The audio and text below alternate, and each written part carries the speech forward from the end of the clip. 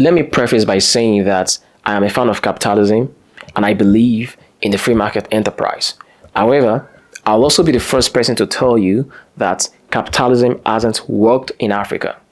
Unlike the USA, the UK, Canada, Australia, Japan, that can attest to the success of capitalism, for us in Africa, not so much. Now, I do have my reasons as to why capitalism hasn't worked in Africa. Number one would be overregulation. The typical African country has a plethora of useless regulations that mitigate against the success of entrepreneurship and wealth creation.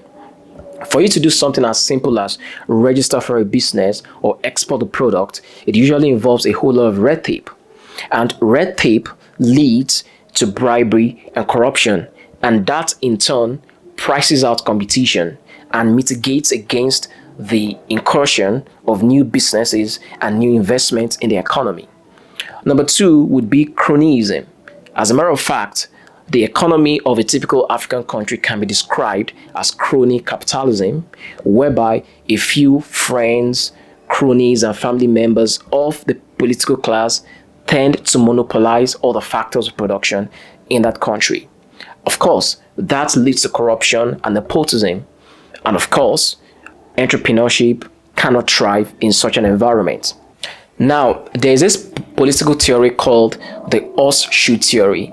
It essentially argues that the extreme left and the extreme right share a lot of things in common. Now, we can actually apply that theory to the socialism and capitalism debate. I would argue that socialism at its extreme is very similar to the worst version of capitalism, which is crony capitalism. And so that is why the economy of a typical African country looks very similar to a typical socialist economy.